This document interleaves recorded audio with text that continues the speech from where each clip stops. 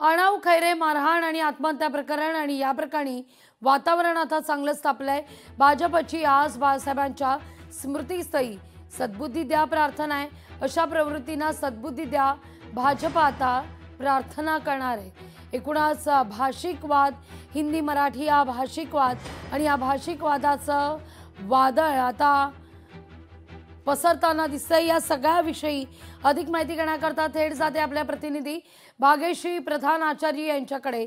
भाग्यश्री, खरं तर मराठी हिंदी हा भाषिक वाद हे वादळ आता कुठेतरी एक वेगळं रूप धारण करताना दिसतंय, कारण राजकारणापासून सुरू झालेला हा वाद आता गल्लीबोळ्यापर्यंत पोहोचलेला आहे आणि त्यातूनच घडलेली ती घटना आणि त्या घटनेच्या पार्श्वभूमीवर भाजपचं आज बाळासाहेबांच्या स्मृतीस्थळी सद्बुद्धी द्या ही प्रार्थना करणं, यावेळी मात्र चांगलंच वातावरण तापू शकतं अशी शक्यता आहे। नक्कीच लाघवी, आपण बघतोय की अर्णव खैरे नावाचा एक मुलगा होता। कल्याण ट्रेनमध्ये तो चढला, त्यानंतर तिथे दुसरा एक मराठी मुलगा होता। ट्रेनमध्ये नेहमीचीच गर्दी असते, गर्दीमध्ये धक्काबुक्की होत असते आणि या धक्काबुक्कीमध्ये तो हिंदीमध्ये बोलला की धक्का मत दो। धक्का मत दो म्हटल्यावर तो जो दुसरा मुलगा होता जोही मराठीच होता आणि अर्णव देखील मराठीच होता। मात्र ट्रेनमध्ये ज्या वेळेला आपण एकमेकांशी बोलतो त्यावेळेला आपण सुरुवातीलाच हिंदी भाषा वापरतो, त्यावरून त्या मुलांनी अर्णवशी भांडण सुरू केलं, अर्णवला मारामारी केली आणि त्यानंतर अर्णव जो आहे तो डिप्रेशनमध्ये गेला आणि त्यांनी आत्महत्या केली असं सांगितलं जातंय। त्याचा व्हिडिओ देखील, त्या घटनेचा व्हिडिओ देखील मोठ्या प्रमाणात प्रसारित झालेला पाहायला मिळतोय समाज माध्यमांवर। तर ह्या सगळ्या घटनेनंतर एकंदरीतच मराठी हा जो मुद्दा आहे त्याचे जे पडसाद आहेत ते अगदी महाराष्ट्रभर उमटताना पाहायला मिळतात। अनेक वेळेला मराठीत बोलत नसलं की अनेक जण व्हिडिओ करतायत आणि त्यानंतर मनसेला आम्ही सांगू अशा पद्धतीची धमकी देताना देखील पाहायला मिळतात अनेक वेळेला। तर हे सगळं कुठेतरी मनसे आणि ठाकरे बंधूंच्या एकीकरणामुळे झालेलं आहे।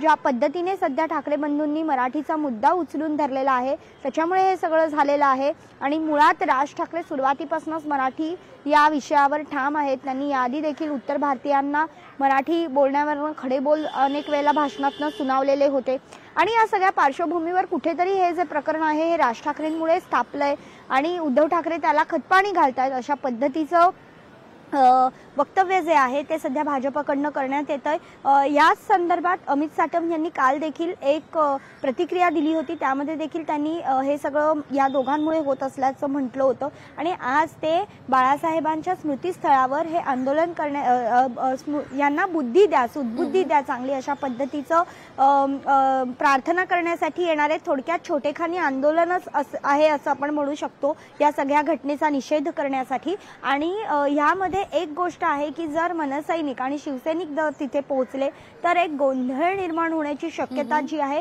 ती वर्तवण्यात येते। आता मिळालेल्या माहितीनुसार किंवा संदीप देशपांडे यांच्याशी ज्या वेळेला आपण बोलण्याचा प्रयत्न केला सकाळी, त्यावेळी त्यांचं असं म्हणणं आहे की आम्ही कुठेही जाणार नाहीये, आम्ही आमच्याच ठिकाणी शांत राहणार आहे आणि म्हणजे आंदोलन त्यांचं संपल्यानंतर मात्र आम्हाला जी काही प्रतिक्रिया द्यायची ती आम्ही देऊ अशा पद्धतीचं वक्तव्य आता मनसेकडनं आलेलं पाहायला मिळतंय। मात्र तरी सुद्धा काही सांगू शकत नाही। जर आयत्या वेळी शिवसैनिक आणि मनसैनिक जर त्या आंदोलनाच्या स्थळी गेले तर पुन्हा एकदा मोठा राडा होण्याची चिन्ह देखील पाहायला मिळतात। त्यामुळे या सगळ्या घडामोडींवर आपली देखील नजर असेल।